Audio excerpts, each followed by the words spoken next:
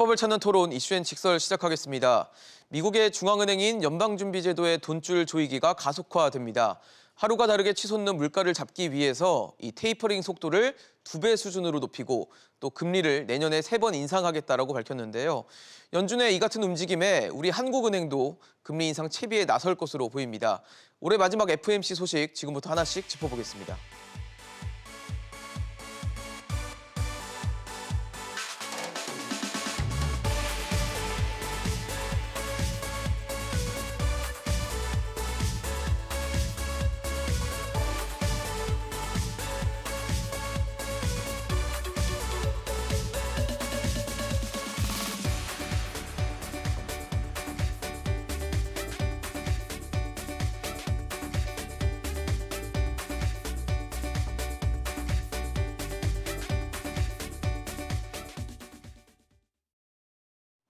네, 오늘 함께해 주실 세 분 소개하겠습니다. 송현경제연구소 배재수 국제경제본부장, 가톨릭대 경제학부 양준석 교수, 연세대 정보대학원 정상면 주임 교수 나오셨습니다. 어서 오십시오. 안녕하세요. 안녕하십니까. 네, FOMC 회의가 올해 마지막 회의였는데 종료가 되면서 테이퍼링과 또 금리 인상에 대한 자세한 내용들이 나왔습니다. 연준이 일단 테이퍼링 규모를 기존에 월 150억 달러에서 월 300억 달러로 2배를 늘리겠다라고 밝혔습니다. 이렇게 되면서 테이퍼링 종료 시점이 내년 6월까지로 예측됐던 것이 이제 내년 3월로 앞당겨지게 되는 건데요. 부장님 어떻게 보셨어요? 예상했던 수준이었다 보십니까? 원래 당초 이제 이게 8월 달, 그다음에 10월 달 이번 이렇게 보면 예상이 계속 바뀌니까 그러니까요. 사실 뭐라고 얘기하기는 좀 어려운데 어찌됐든 간에 보면 연준이 어떤 시장의 예상을 반발짝 정도는 앞서가는 것 같아요. 달리 얘기하면 네. 시장에서도 약간 좀 호기시한 입장을 가진 사람들의 예상 쪽을 이렇게 따라가는 그런 느낌이거든요. 원래 이제 이번에도 보면 그 이전에 이미 이제 테이퍼링 속도를 2배로 높일 거다. 그다음 내년에 적어도 2번, 3번 정도 금리 인상을 할 수 있다. 그런 예상이 이미 이제 나왔었는데 있었죠. 이제 예. 그런 어떤 강경한 입장 내지는 매파적인 입장의 예상을 그대로 이제 연준이 지금 이제 하겠다고 이렇게 나온 건데요. 네. 사실은 그런 맥락에서 보면 어떻게 보면 이제 연준의 어떤 행보가 이제 좀 바뀌었다. 사실은 그 동안에 이제 인플레에 대한 어떤 판단에서 이제 일시적이라는 어떤 잘못된 판단을 하면서 네. 그걸 이제 이번에 이제 바꾼 건데. 사실은 이제 왜 그러면 그런 어떤 판단 착오가 있었을까라는 걸 한번 생각을 해보니까 예. 사실은 이제 글로벌 공급망 특히 이제 코로나로 인한 어떤 글로벌 공급망 붕괴라든지 어떤 미중 간 분쟁으로 인한 어떤 글로벌 공급망 약화 이런 부분들은 사실은 이제 경제 외적인 어떤 그런 특성이 있는 문제여 가지고 그런 어떤 충격에 대해서는 사실은 어떤 경제적인 측면에서 이거 잘 파악하기가 쉽지 않았다라는 그런 측면이 하나 있는 것 같고요. 네. 이제 경제 내적인 측면에서도 좀 연준이 잘못한 부분이 있는 것 같아요. 제가 볼 때는 뭐냐 하면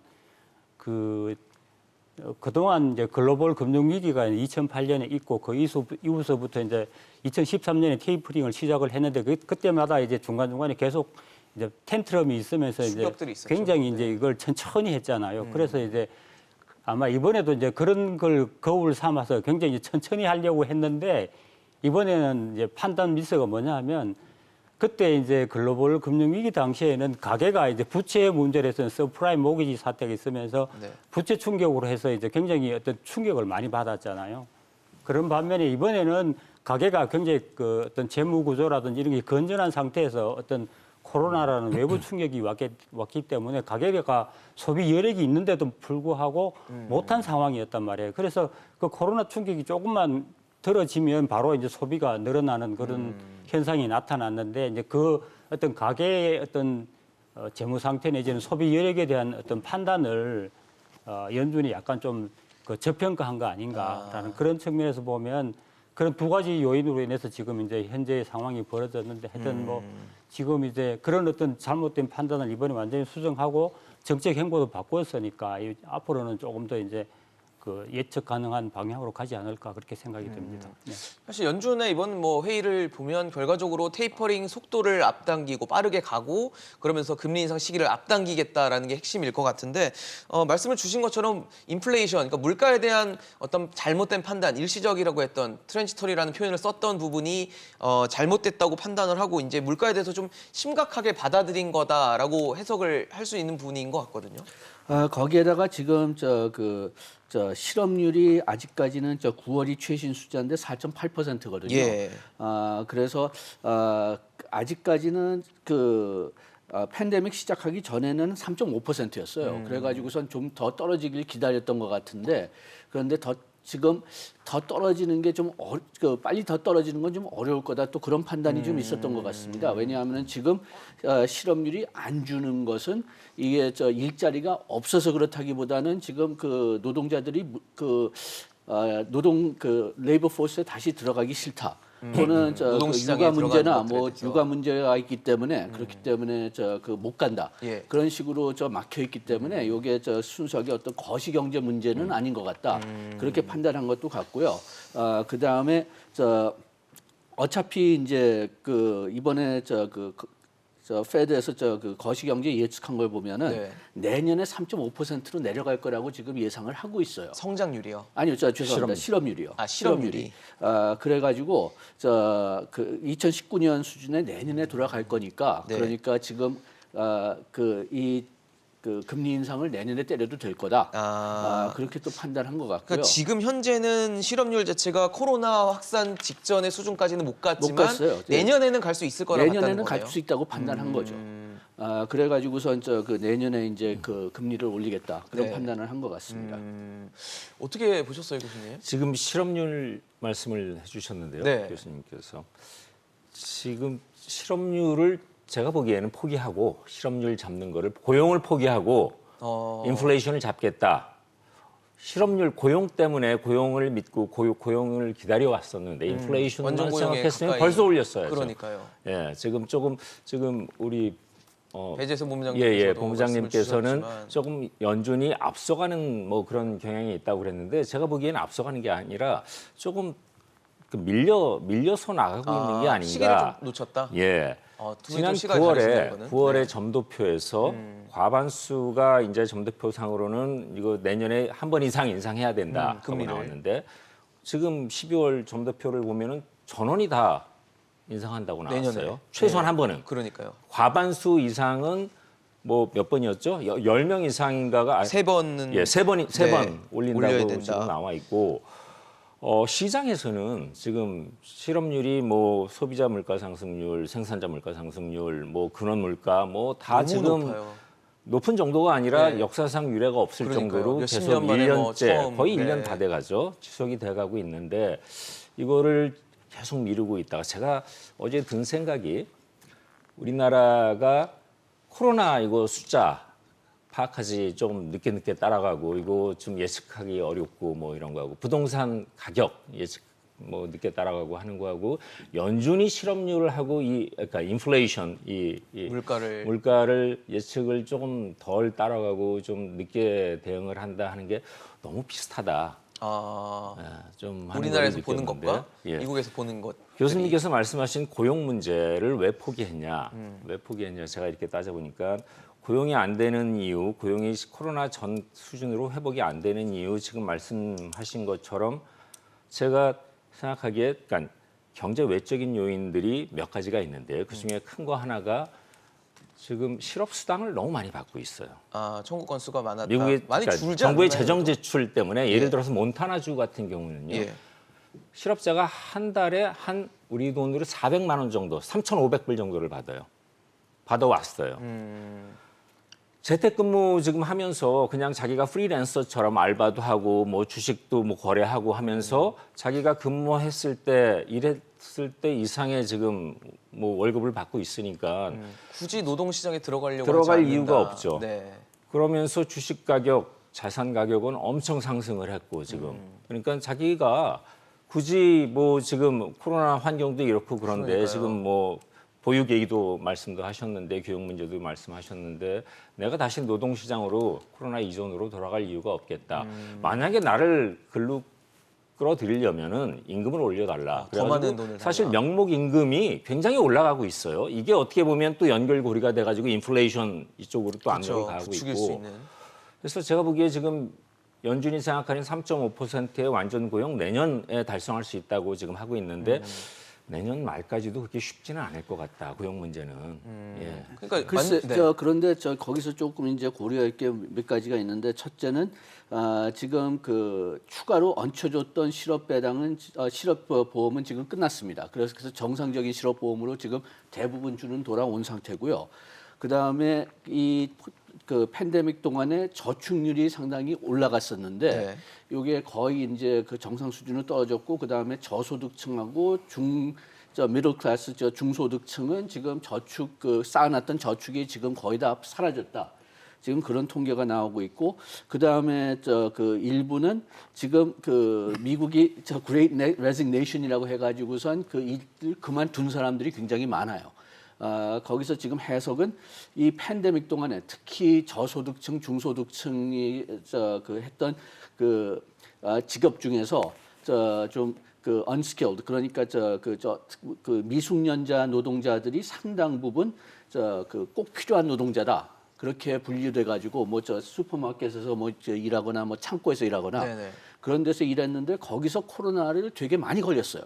확산이 그래가지고 많이 됐다. 거기에 대해서 상당히 회의심이 좀 크기 때문에 좀 주식시장이 죄송합니다. 노동시장에 돌아가지 않는다고 보고 있는데 네. 이 사람들이 이 쌓아놨던 저축이 무너지면은 네. 돌아올 거다. 네. 지금 그런 계산도 지금 좀 하고는 있는 것 같습니다. 결과적으로는 원래는 이제 완전 고용 상태에 접어들어서 그 이후에 물가를 좀 잡고 싶었던 게 연준의 생각이었을 텐데 막상 와서 보니까 고용에 대한 부분은 생각만큼 올라오지 않고 그렇다고 해서 물가를 이렇게 놔두는 게 처음에 일시적이라고 생각했던 게 일시적이 아닌 것 같으니까 이제 이거를 어떻게 해야 되나에 대한 고민을 아마 이번 결정에서 좀 보여주지 않았나라는 생각이 드는데 본부장님 보시기에는 어떠세요? 고용에 대한 고민을 상당히 좀 하다가 어쩔 수 없이 지금 이제 뭐 일종의 끌려가듯이 좀 하는 건 아닌가라는 생각이 좀 들거든요. 예, 뭐 그런 부분은 있죠. 아까 제가 이제 시장의 예상을 앞서갔다라는 얘기는 이제 그 아까 지금 고용 이런 부분이 아니고 그냥 네. 시장의 예상 어떤 금융시장의 예상을 앞서갔다라는 그런 예. 의미로 말씀드렸던 거고요. 지금 연준이 분명히 이제 실물 경제 상황을 보면 지금 실물 경제에 뒤처져 있는 건 분명하죠. 지금 뭐 경기 회복 속도도 강하고 또 물가 상승세가 이렇게 높은데 그러니까요. 이렇게 지금 초완화적인 이런 통화 정책을 유지할 이유가 전혀 없거든요. 그런 맥락에서 보면 연준이 분명히 잘못하는 거 맞고 또 실물 경제에 뒤처져 있는 거는 맞는 것 네. 같고요. 이제 앞으로 그러면 이제 기준금리 인상 이런 부분을 어떻게 할까? 또 뭐 완전 고용 그런 부분과 관련해서 어떻게 할까 그런 어떤 문제가 제기가 되는데 네. 지금 제가 알기로는 최근 그 실업률이 4.2%까지 떨어진 걸로 알고 있거든요. 11월에. 4.2%. 예. 그래서 사실 지난해 4월에 한 14.8%였으니까 예, 그러니까 상당히 지금, 많이 떨어진 건 맞는 굉장히 것 지금 같습니다. 빠르게 떨어지고 4.2%. 예, 빠르게 떨어지고 네네. 있습니다. 그래서 아마 지금 이제 그 파월 의장 얘기로는 뭐 내년 초쯤 되면 3%대로 들어갈 거다라는 그런 얘기까지 나오고 있거든요. 네, 그래서 그래도 여전히 근데 코로나 이전과는 비교하면은 아직 그 수준까지는 가지 않았죠. 그러니까 코로나 이전을 한 3.5% 정도로 정도니까. 보면 되는데 사실은 3.5%면 굉장히 낮은 겁니다. 역사적으로 봤을 때 굉장히 낮은 거여서 3%대만 들어가도 사실은 뭐 아까 어느 우리 정도 양 교수님 말씀하신 이런저런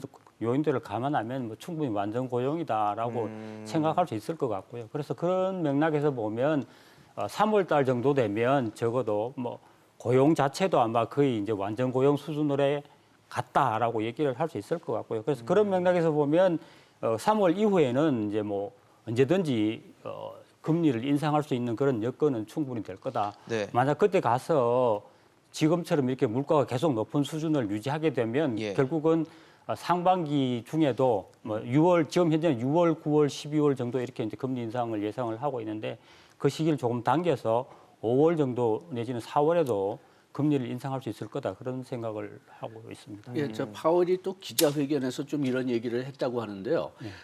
지금 그 명목 임금이 올라가고 있지만은 지금 기대 인플레이션은 그렇게 많이 올라가지 않는 걸로 판단하고 있는 것 같아요.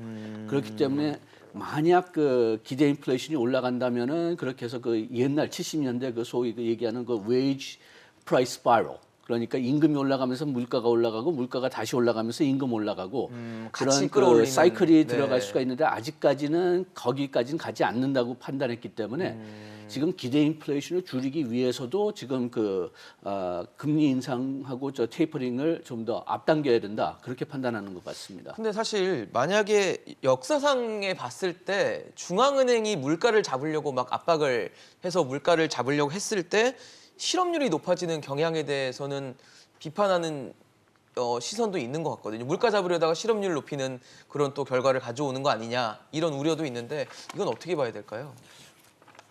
당연한 우려죠. 그러니까요. 예, 그런 예가 많이 있었고요.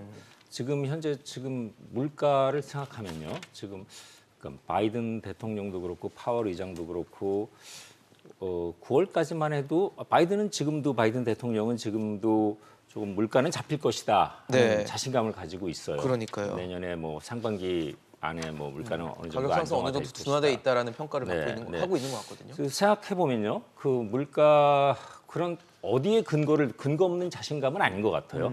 예, 어디에 근거를 뒀냐 하면은 제가 생각해 볼 때 첫 번째가 지금 현재의 물가는 기저 효과 때문에 뭔가 좀 많이 많이 부풀려져 있다.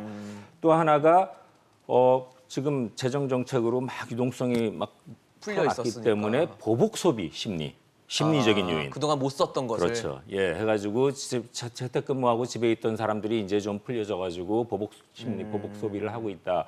또 하나가 이제 제일 지금 현재 문제가 되고 있는 게 공급망이에요, 공급망. 그러니까요. 수급의 가장 큰 문제. 문제 중에 하나입니다. 수급의 문제. 첫 번째, 두 번째 거는 제가 보기에 그 근거가 있어요. 바이든 대통령, 파월 의장 뭐 기저효과는 분명한 숫자가 희망대로 있고. 내년 상반기 안에, 내년 1사분기 안에 좀 해결이 될 수 있을 것 같은데 공급망 문제는 좀 오래 가지 않을까. 그러게요. 이거는 네. 이제 노동력 인력 문제도 있고 여기에 이제 뭐 원자재 가격 문제도 그렇죠. 있고 해가지고 이거가 내년 여름 이상 이렇게 끌고 간다면 지금 그쪽에서 생각만큼은. 희망하는 것처럼 내년 3월 안에 물가가 잡혀가지고 다시 어느 정도 안정화되기는 쉽지 않을 것 같다. 네. 예. 근데 이제 물가 관련해서 하나 이제 희망적인 사항은 뭐냐면 네. 지금 이제 국제 원자재 가격이 그동안 굉장히 많이 높아져서 꾸준히 그래서 이제 걱정을 올라오고 많이 있었는데 했잖아요. 그게 지금 이제 많이 꺾였거든, 상승세가. 그러니까요. 물가도 뭐 $100 간다는 얘기가 있었는데 그러다가 지금 또 뭐 다른 70달러로 네, 떨어지고 밑으로 80에서 떨어져 있고. 70으로 떨어지고 지금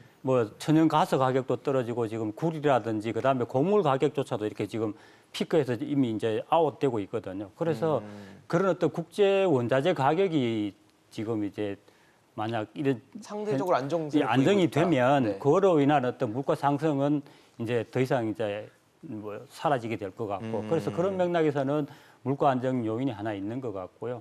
다만 이제 임금 상승과 이제 웨이지 프라이스 스파이럴이 발생하느냐 안 하느냐 그게 상당히 중요한 문제인데 그거 관련해서 이제 기대 인플레이션이 이제 어떻게 되느냐가 굉장히 중요하지 않습니까? 만약 노동자들이 앞으로 물가가 상승할 거라고 기대하게 되면 그걸 보충하기 위해서 임금 인상을 해달라고 이제 그렇죠. 요구를 하기 때문에 이제 그게 이제 어떤 상당히 이제 인플레의 지속성을 높이는 요인인데 그 부분에 있어서 아직 물론 이제 그동안 소비자의 기대 인플레이션이 상당히 높아져 왔지만 예. 최근의 흐름을 보면 약간 좀 꺾이는 느낌이 있고 그다음에 특히 이제 그 뉴욕 연준에서 조사한 걸 보면 그 1년 기대 인플레이션은 조금 많이 올라왔는데 네. 3년 기대 인플레이션은 또 떨어지는 그런 이제 흐름을 보이거든요. 그래서 어떤 소비자의 어떤 인플레이 기대도 생각보다는 이제 좀 안정이 되고 있는 거 아닌가 하는 그런 면이 보여서 그런 것들은 아마 인플레이션의 어떤 내년도에 가면 조금 낮아질 거라는 기대를 갖게 합니다. 안정을 취할 수 있을 것이다. 이제 예. 물가도 어느 정도는 할 수 있을 거다 말씀을 주셨는데 일단 좀 근시안적으로 단기적으로 봤을 때는 11월에 미국의 생산자 물가 상승률이 굉장히 높았습니다. 1년 전보다 뭐 9.6%나 오르면서 2010년 11월에 이 통계를 산출한 이후에 가장 높은 상승률을 보였다고 하는데 아무래도 생산자 물가라는 게 소비자 물가, 그러니까 소비자 가격에 또 전가될 수 있는 그래서 소비자 물가를 끌어올리는 효과를 줄 수 있기 때문에 이 부분이 좀 우려되는 것 같거든요.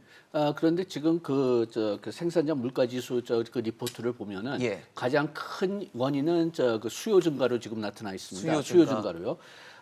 지금 어떤 그 거시경제학 그 토론하는 SNS에 들어갔더니 누가 이런 통계를 내던데 지금 선진국에서 올라간 수요 증가를 보면은 그 중에서 90%가 미국 수요라고 합니다. 그렇기 때문에 그 이례적으로 미국이 지금 엄청나게 지금 보복 수요를 한 셈이고 이 보복 수요가 지금 다 상품 쪽으로 그 치우쳐져 있기 때문에 물가 상승뿐만이 아니라 지금 우리가 얘기하고 있는 그 항구 같은 데서의 그 병목 현상도 네. 상당히 많이 기여를 하고 있다고 하더라고요. 그 미국에서 기여를 하고 있다는 물품 거죠? 수입이 갑자기 늘어가지고요. 그렇게 되고 그 다음에 소비자 물가 지수도 보면은 물론 모든 품목에서 가격이 좀 높게 올라가고는 있지만은 그렇지만은 진짜 그냥 아주 크게 그 소비자 물가 상승에 기여하는 게 휘발유. 요게 연별로 보면은 58% 올라갔고요. 그 다음에 연료용 석유. 요게 또 59% 올라갔고, 그 다음에 중고차가 31% 올라갔어요. 저 연별로. 그리고 나머지 부분은 거의 다 뭐 10% 이하입니다. 그리고 또 상당 많은 부분은 5% 이하고 그러니까 요 세 품목만 어떻게 잡는다고 해도 인플레이션이 상당히 떨어질 수가 낮아질 있다는 수 있다. 건데 뭐 지금 본부장님이 말씀하신 것처럼 석유하고 지금 뭐 가스는 지금 가격이 떨어지고 있으니까요. 지금 여기서 조금 이제 좀 애매한 것은 중고차 가격은 좀 쉽게 안 떨어질 것 같아요. 그렇죠. 그리고 그건 세차 신차 가격도 문제가 좀 해결이 돼야 되는 건데. 세차 가격도 좀 네, 올라가고 반도체 있고. 문제가 계속 공급망 얽혀 문제, 인력 문제, 네, 반도체 반도체 문제. 문제. 예, 거기에. 그렇지만은 기대 인플레이션에서 가장 미국 그 소비자들의 기대 인플레이션에서 가장 영향을 많이 주는 게 휘발유 가격이라고 하거든요. 네. 그러니까 휘발유 가격만 내릴 수 있다면은 그러면 기대 인플레이션을 좀 잡을 수가 있고 그 다음에 금리를 올려가지고선 그 수요 증가를 조금 잡을 수 있다면은 또 역시 조절할 가능성이 있고 그 다음에 또 아무래도 그 금리가 올라가면서 또 그 자산 시장 부동산이나 그 주식, 그 비트코인 그런 걸 조금 잡을 수 있다면은 그러면은 뭐 기대 인플레이션을 잡을 수 있을 상당히 큰 가능성이 있다고 봅니다. 또 하나 예. 기대 인플레이션에서 빠져 있는 게 부동산 가격 상승으로 인한 임대료 상승, 주거비 상승이 지금 빠져 빠져 있는데요. 있죠. 그거는 후행하기 때문에 조만간 그게 반영이 된다 그러면 이것도 이건 상당한 설마- 영향을 미치지 않을까. 네, 지금. 압력을. 예. 사실 이렇게 뭐 물가에 대해서 좀 중장기적으로 봤을 때는 안정세를 취할 수 있는 가능성이 분명히 남아 있긴 하지만 여전히 아직 높게 형성이 돼 있기 때문에 연준에서도 이제 테이퍼링 시기를 앞당기겠다 그리고 금리 인상 시기도 앞당길 수 있다라는 얘기를 하고 있는 것 같은데 앞서도 말씀을 주셨지만 이번에 공개된 점도표를 보면 일단 내년에 금리 인상 3회 3번을 올리겠다 그리고 올릴 수 있다 그리고 그 내후년이죠 2023년에도 3번 그리고 그 다음 해인 2024년에는 2번 이렇게 올릴 수 있다는 좀 컨센서스가 마련이 좀 되는 것 같아서 결과적으로 한 3년 사이에 연준이 금리를 한 8번 정도 올릴 수 있다는 얘기가 되는 것 같거든요. 정 교수님 보시기에는 어떠세요? 좀 빠르진 않나라는 생각도 드는데. 8번을 다 올린다고 지금 예측대로 네, 만약에 하면은 예. 한 2% 올라가는 거예요. 지금 그렇겠죠. 0에서 0.25니까 2% 위로 올라가겠죠, 초반 이제. 정도 예. 이제 2년 안에 2024년까지 되는 건데 역사적으로 봤을 때 그게 높은 금리는 아니죠. 빠른 예. 금리는 아닌가요? 근데? 그러니까 빨리 올라간다는 해석하기 나름인데, 네네네. 예, 해석하기 나름인데 어느 정도 시장에서는 그 정도 다들 많은 사람들이 전문가들이 예측을 하고 있는 것 같고요. 그게 꼭 나쁜 거냐? 저는 그렇게 보지 않습니다. 지금 이 현 상황을 봤을 때 이 자산 시장, 금융 시장에 어떻게 보면 거품이 예, 뭐 전반적으로 다 끼어 있다기보다는 군데군데 일부, 예, 네. 끼어 있고 뭐 이런 것들 또 가계부채 문제도 있고요. 미국도 그렇죠. 마찬가지고 예, 이런 것들을 좀 건강하게 만드는 데 역할을 하지 않을까. 지금 불확실성도 제거가 되고요. 네. 그렇게 된다면. 근데 말씀하신 대로 시기의 문제예요. 3월에 끝낸다고 하는데 네. 저는 지난 테이퍼링을. 9월에 이 자리에서 말씀을 드렸는데 이거 앞당겨질 수 있다 말씀을 드렸었어요. 맞아요. 근데 3월에 끝내고 그다음에 이제 금리 인상하고 물론 뭐 파월 의장 얘기는 테이퍼링하고 금리 인상은 별개로 가겠다 말은 네. 그렇게 하지만 제가 보기에 이제 일단락 짓고 완전히 싹 닫아버리고 꼭지를 잠궈버리고 이제 인상을 시작할 텐데 그게 내년에 3회, 5월에 시작하냐, 뭐 여름에 시작하냐, 네. 봄에 시작하냐. 저는 조금 앞당겨질 것 같습니다. 4, 여름보다는. 5월 정도. 예. 어떻게 보면 3월에 시작할 수도 있다고 보고 있고요. 잠그자마자 예, 올리는? 예. 거의 동시에 그것도 가능하다고 보고 있고요. 제가 보기에는 조금 앞당길수록 선제적으로 이 금리라는 게 지금 굉장히 지금 자기네들이 과소평가했는데 네네. 지금 생각했던 것보다는 이제는 더. 이거를 좀 제대로 봐야 되지 않냐. 그렇다고 너무 과대평가하기도 그렇고 지금 그러니까요. 과대평가하려고 하면 그러니까 그걸 우려하는 사람들은 오미크론 얘기를 자꾸 해요.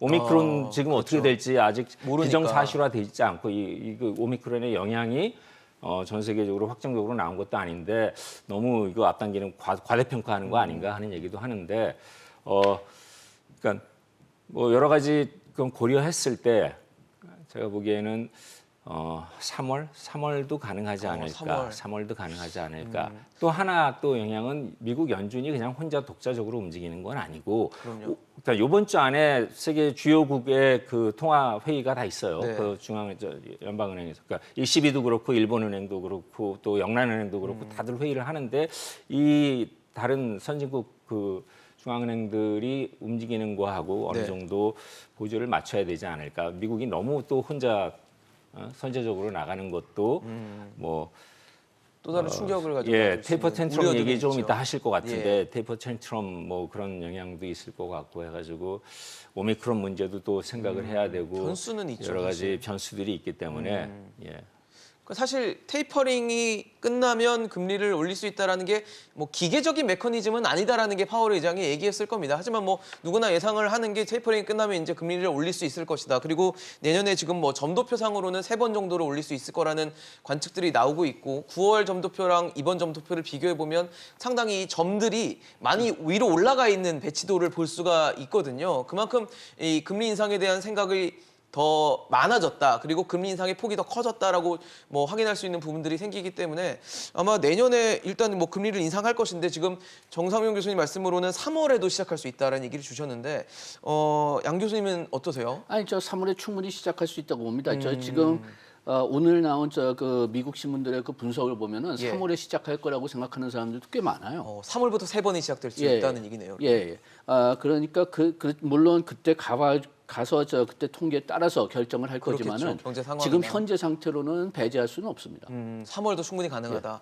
어떻게 보세요, 공장님? 저도 뭐 그 의견에 동의를 합니다. 3월도 사실은 가능하다? 예, 뭐 지금 물가 상황을 보면 뭐 3월도 사실은 이미 늦은 거기 때문에 너무 많이 올라와 있죠. 예, 지금. 물가가 너무 지금 심각하게 오르고 있기 예. 때문에 그리고 또 과거에 어떤 연준의 그 정책 행태를 보면 지금 이번에 한 8번 정도 올린다 그러는데 그러면 그게 2%포인트 정도 되잖아요. 그렇죠. 2% 초반이 그러면 되겠죠. 사실은 과거에 비하면 상당히 낮은 겁니다. 한때 이렇게 80년대, 뭐 90년대 이럴 때 보면 뭐 2000년대 초반까지 네. 보면 한번 올리면 한 5%포인트씩 이렇게 몇 달에 걸쳐 쭉 이렇게 올리거든요. 그래서 굉장히 그때는 빠르게 올리고 또 내릴 때도 빠르게 내리고 그런 어떤 굉장히 어떤 통화 정책이 탄력성이 높았었거든요. 네, 네. 근데 이제 글로벌 금융 위기 이후에 이제 어떤 미국 가계의 어떤 소비 기반이 이제 약화되면서 이제 수요 자체가 약해지고 이제 어떤 경제 디플레이션 우려가 생기기 때문에 굉장히 이제 연준이 어떤 베이비 스텝으로 금리를 올리고 폭도 낮추고 길게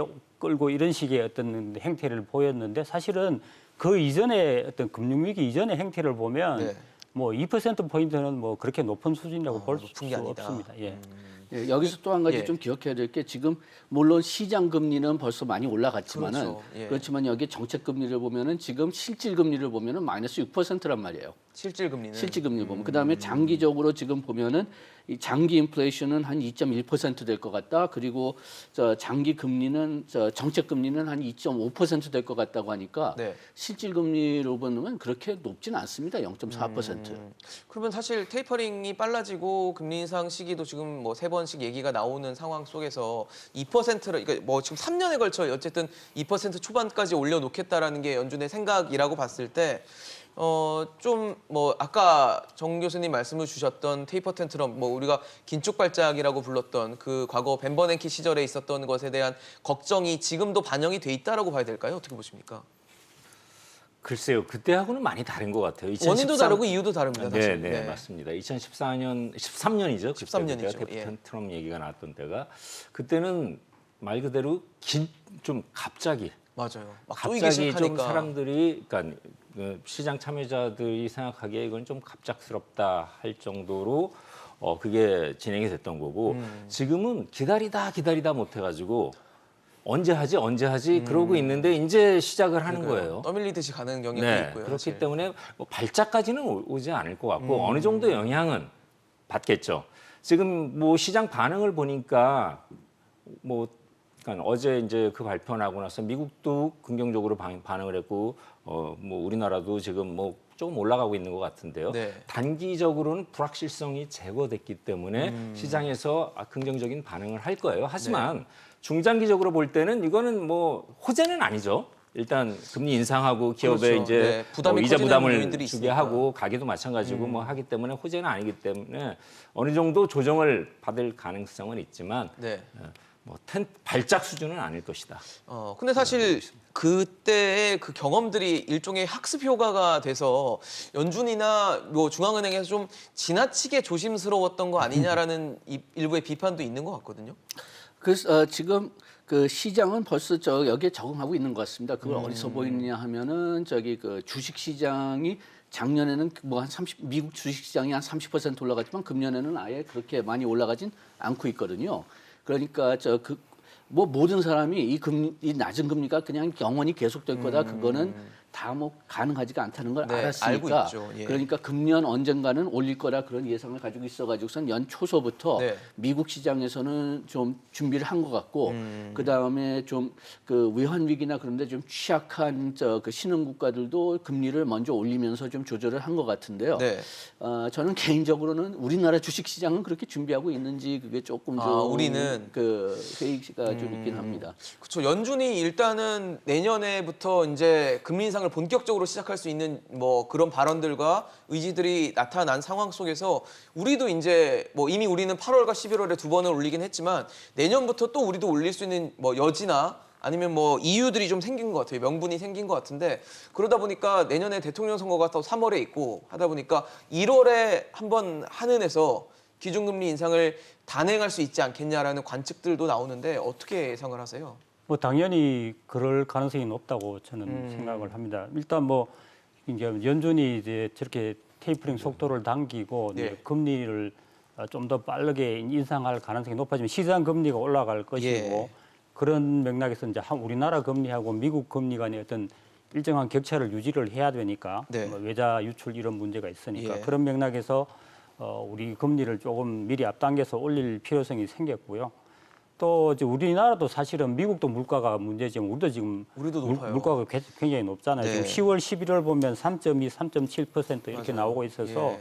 뭐 한국은행의 물가 목표가 2%인데 그러니까요. 이미 2배 넘어섰습니다. 가까이 지금 올라가 있으니까 예. 그것도 지금 잡아야 될 문제고 그다음에 또 뭐 금융 불균형 뭐 하는 총재께서 늘 네, 말씀하셨지만 계속 얘기하고 있죠. 예, 가계 부채가 너무 지금 많이 지금 레버리지가 쌓여 있다라는 문제, 그다음에 주택 가격이나 이런 부분이 너무 높다라는 문제, 이런 여러 가지 이제 필요성들이 있어서 네. 이제 금리를 뭐 1월 중에 충분히 올릴 가능성이 있다라고 보는데 다만 이제 제가 하나 이제 조금 약간 의문을 두고 있는 건 우리나라의 경기 회복세입니다. 사실은 그렇죠. 우리나라가 지금 예. 경기 회복이 이제 1사, 2사분기 때 상당히 좋았는데 3, 4분기 때 이제 성장률이 툭 떨어졌잖아요. 맞아요. 툭 떨어졌고 그리고 10월, 11월 이렇게 지표들 보면 썩 좋지가 좋지 않아요. 않죠. 예. 거기다가 이제 더 좀 걱정이 되는 건 뭐냐면 경기 종합 지수를 보면 그 선행 종합 지수 순환 변동치 이거 전월비를 보면 4개월 연속 지금 마이너스를 보이고 있거든요. 한 달 전보다 그래서 계속 떨어지고 있는 예, 계속 지금 수치들이 나오는 떨어지고 거예요. 있어요. 그래서 네. 그게 6개월 되면 이제 경기가 6개월 후에 반영이 되는 이제 떨어진다라는 거 확실하다라는 신호로 보는데 지금 네. 4개월째 그러고 있기 때문에 경기의 불확실성이 굉장히 지금 높아지고 있고 예. 동행지수 순환 변동치도 보면 지금 이제 2개월 연속 지금 마이너스거든요. 그래서 이런 어떤 경기 지표를 보면 우리나라 경기가 2, 4분기를 피크로 해서 지금 아웃된 거 아닌가, 네. 지금 피크 아웃을 하고 있는 거 아닌가 하는 그런 생각이 들어서 혹시 이게 좀 경기가 어떤 금리 인상의 걸림돌이 될 수는 있겠다라는 생각은 들어요. 다만 이제 안심되는 거는 이제 수출.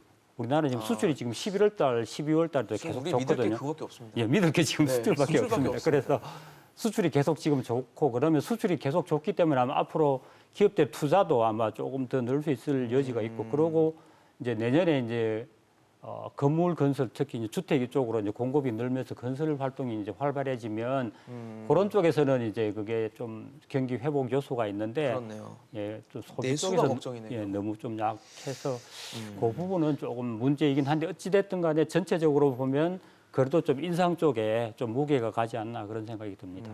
그러니까 지금 4% 올해 하겠다라고 경제 성장률 4% 하겠다고 하는데 많은 분들이 걱정을 하시고 계시고 저희가 11월 달에 단계적 일상 회복을 했다가 이제 거리두기를 강화하기로 하면서 결국은 연말 특수나 연말 소비 시즌의 어떤 그 소비의 경제 성장률에 영향을 미치는 부분들이 굉장히 약화될 수밖에 없는 상황들이 올 걸로 전망되고 예상되기 때문에 이 4%라는 숫자가 과연 달성이 가능할지 그러다 보니까 경제가 전체적으로 좀 다운되는 그런 상황 속에서 금리를 올린다는 게 참 굉장히 부담스러울 수 있거든요. 그렇죠. 부담은 될 수 있어요. 지금 내년에 만약에 네네.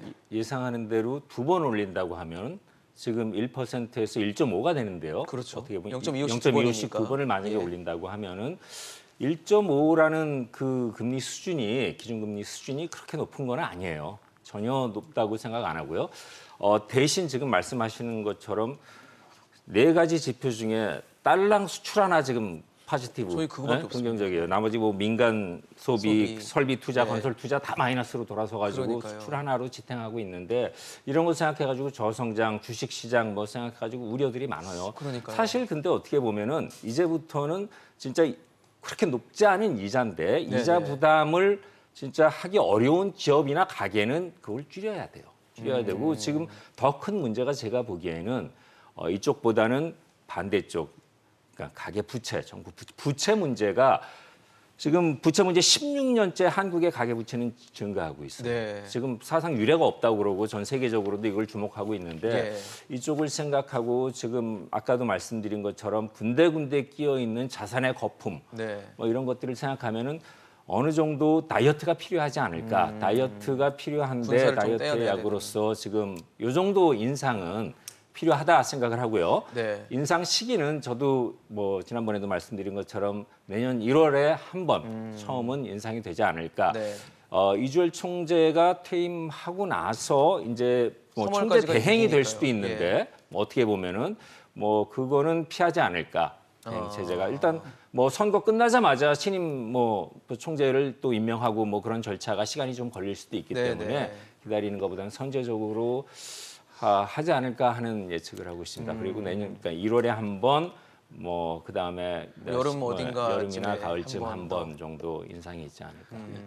저는 개인적으로는 우리나라에서 금리를 올리는 당위성은 그 경기보다는 저 가계 부채, 기업 네. 부채를 제한하는 데 있다고 보거든요. 우리나라 지금 계속 가계 부채 얘기하고 있지만 기업 부채도 상당히 높은 편입니다. 네. 기업 부채도 뭐 GDP 100% 넘으니까요. 우리나라가 가계 부채 같이 OECD에서 1위는 아니지만 5위 안에는 들어가고 속도도 역시 5위 안에 들어가기 때문에 우리나라가 어떤 면에서 보면 지난 한 10년 동안 엄청나게 많은 부채를 쌓아온 거예요. 민간 분야에서 가계뿐만이 아니라 기업에서. 그렇게 해서 충분히 그런 면에서 보면은 금리를 올려야 되고 좀 더 빨리 올려야 된다. 그렇게 해서 1월에 올리지 않으면은 지금 막 얘기하셨지만 뭐 2월에 바로 저 선거 직전에 올리지 못할 것 같으니까 4월로 연기되는데 그러면은 너무 늦을 것 같습니다. 타이밍을 놓친다. 예, 타이밍을 놓칠 것 같아가지고선 1월에 올려야 될 거라고 생각하고 또 교수님도 1월에 이걸- 올릴 것이라고 생각하고 그 다음에 수출하고 인플레이션에 대해서 조금 좀 얘기해야 될 게 있을 것 같은데 지금 두 분 다 인플레이션을 우리나라에서도 인플레이션을 걱정하시고 계시지만은 네. 근원 인플레이션은 이번에 어떻게 계산하는지에 따라서 1.9하고 2.3% 나왔어요. 근원 인플레이션. 근원 인플레이션이요. 그 다음에 그 월별로 본다면 이 두 근원 인플레이션 다 0.1% 상승 나왔어요. 그러니까 그 우리가 지금 계속 코로나 끝난 다음에 정상화된다 얘기하지만 제가 봤을 땐 정상화된다는 건 우리가 2019년 경제로 돌아가는 거거든요. 그런데 2019년 경제가 그렇게 좋은 해가 아니었어요. 그렇기 때문에 우리가 코로나를 극복한다고 해도 우리나라 경제의 어떤 근본 문제에 대해서는 지금 우리가 손댄 게 거의 없어요. 네. 그렇기 때문에 일단은 우리가 정상화된다면은 저성장 그 경제로 돌아가지 않느냐. 이게 좀 첫 염려가 되는 점이 하나 있고. 그렇죠. 지금 우리가 수출에 지금 좀 기댄다고 했는데 금년에는 그 12개월 중에서 아마 11개월이 사상 1위 아니면 2위의 달이었을 겁니다. 그렇게 된다면은 수출이요? 수출 수출이요. 지표가? 예, 굉장히 매달 좋았죠. 수출을 네, 보면 네. 그렇게 된다면은 뭐 내년에 그 유럽이 보복 수요를 시작한다면은 모르겠지만은 미국이 이렇게 보복 소비를 계속할 수는 없단 말이에요. 그러니까 미국의 보복 소비가 끝나면은 수출도 역시 정상화될 가능성이 큰데 뭐 우리나라 차원에서는 좀 굉장히 좋은 숫자가 나온다고 해도 네. 그래도 금년 숫자로까지 가지는 않을 것 너무 좋았기 같으니까 때문에. 저는 개인적으로는 내년 수출이 아까 얘기했지만 유럽에서 그냥 갑자기 그냥 보복 소비가 크게 시작되지 않는다면은 금년보다는 낮을 거라고 봐요. 근데 사실 지금 말씀을 주시고 있는 한국은행의 기준금리 인상의 이유들은 아마 말씀을 주신 것처럼 가계부채를 좀 잡겠다라는 데 있을 텐데 이미 기준금리 뭐 2번 올리면 지금 1.5%가 될 수 있다. 3번 올리면 1.75%가 될 수 있는 상황이지만 이미 시장에서의 금리는 많이 올라와 있습니다. 뭐 주택담보대출, 그다음에 신용대출 다 많이 금리가 올라와 있고 내년에 기준금리가 상향될 경우에는 이 금리는 더 올라갈 수 있는 여지들이 생기는 건데 이번에 발표된 코픽스 금리도 굉장히 많이 역대 최대 폭으로 오르면서 가계부채 어떤 금리 이자 부담이 더 커질 수밖에 없는 상황이라면 당연히 가처분 소득이 줄어들 것이고 이게 소비 부진으로 이어지면서 경제 부진으로 또 이어지는 그런 악순환을 또 걷지 않을까라는 걱정을 또 하는 시선들도 있거든요.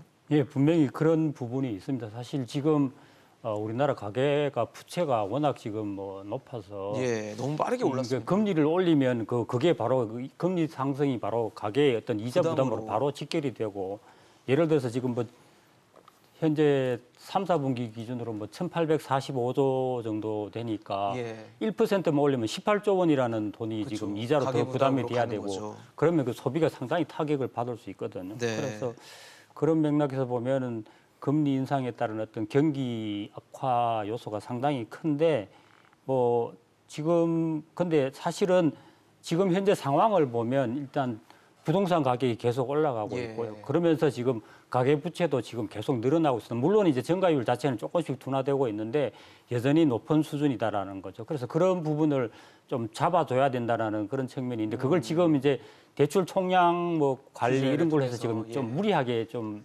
무리한 방법을 하고 있는데 그걸 금리 인상을 통해서 좀 시장 친화적으로 좀 네. 만들어주는 그런 측면에서도 필요하고 그래서 금리 인상은 물론 이제 가계의 어떤 소비 둔화라든지 그로 인한 경기 악화 문제를 감안은 해야겠지만 그럼에도 불구하고 하여튼 금리 인상은 당분간은 좀 더 필요하겠다라는 네. 생각이 들고요.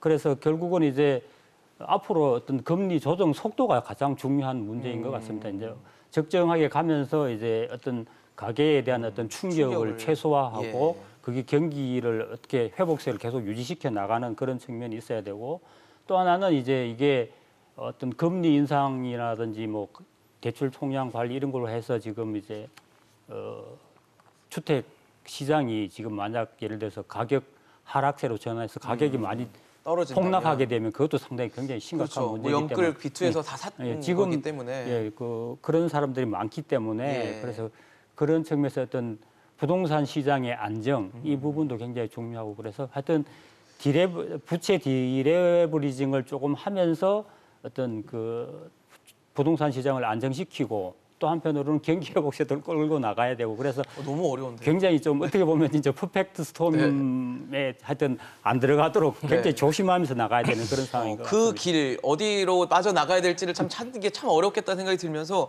부채 속도를 컨트롤링하면서 가계에는 충격을 주지 않는 그 참 줄타기를 굉장히 잘해야 되는 그런 방법인데 어렵다는 생각이 들어요. 아니 지금 금리를 올리려고 하는 거는요. 네. 주식과 부동산 시장, 가계 부채, 네. 뭐 지금 말씀하신 대로 영끌 B2, 네. 뭐 이런 걸로 인한 여러 가지 좀 금융의 불균형 어떻게 그렇죠. 얘기하면 그 균형점을 잡겠다라는 예, 그런 거겠죠. 것들을 깨겠다고 그러자고 올리는 거예요. 맞습니다. 이거를 뭐 너무 두려워한다거나 네. 그러면은 아무런 역할도 할 못 수가 하고 없다는 아무런 액션을 거죠. 취할 수가 없죠. 이거는 감당하고 진짜 이제부터는 이자 부담하기 어려운 기업이나 취약계층. 가게는 네. 몸집을 줄여라. 예? 충격이 되지 조금 폭탄이 되지 정상화시켜라. 않게. 예. 그런 의미로서 이게 빨리 정상화돼야 된다는 의미이기 때문에 네. 이거를 제가 보기에 두려워할 필요 없고 오히려 이거는 처방이죠. 처방이기 두려워할 필요 때문에. 없다. 네. 양 교수님 어떠세요? 예, 그게 우리가 지금 좀비 기업 가끔 가다가 얘기하잖아요. 맞아요. 우리가 좀비 예, 기업이라면 이미 한계에 지금 와 있는. 4년 동안 이자를 제대로 못 낸 기업들을 얘기하는데 4년으로 계산해 본다면 이건 그 코로나 전입니다. 그렇죠. 예. 그렇기 때문에 과거서부터 우리가 이 조절을 해 왔어야 됐는데 예. 조절을 하면은 또 경기 침체될 거다 너무 무서워해가지고서 조절을 안 한 거예요. 네. 그러니까 지금 이렇게 문제가 키워진 건데 그런데 과거에서도 우리가 그 금리를 올리면은 뭐 기업들 더 망한다, 뭐 경기 침체된다, 뭐 그래가지고선 금리를 굉장히 낮게 너무 오래 유지한 게 근본적인 문제죠. 그게 문제였다. 예, 그러니까 금리를 다시 올릴 자신이 없으면은 금리를 처음부터 내리지 내리지 말았어야 말았습니다. 됐었어요. 알겠습니다. 뭐 금리를 올려야 되는 상황이 됐어요. 지금 이제 미국 연준에서도 금리 인상을 시사를 했고 뭐 3번에 대해서 내년에 올릴 수 있다라는 얘기가 나온 상황에서 한국은행의 고민도 커지게 됐습니다. 그렇다고 해서 정상훈 교수 말씀 주셨던 것처럼 뭐 지레 겁먹어서 아무것도 할 수 없는 상황이 돼서는 안 되니까요. 금리를 인상했을 때 오는 부작용을 막을 수 있는 또 다른 대책들을 준비를 해서 연착륙할 수 있는 방안을 좀 신중하게 고민을 해야 될 것 같습니다. 오늘 배재소 본부장 양준석 교수, 정삼영 교수와 함께했습니다. 이슈앤직스로 오늘 준비한 소식은 여기까지입니다. 지금까지 시청해주신 여러분 고맙습니다.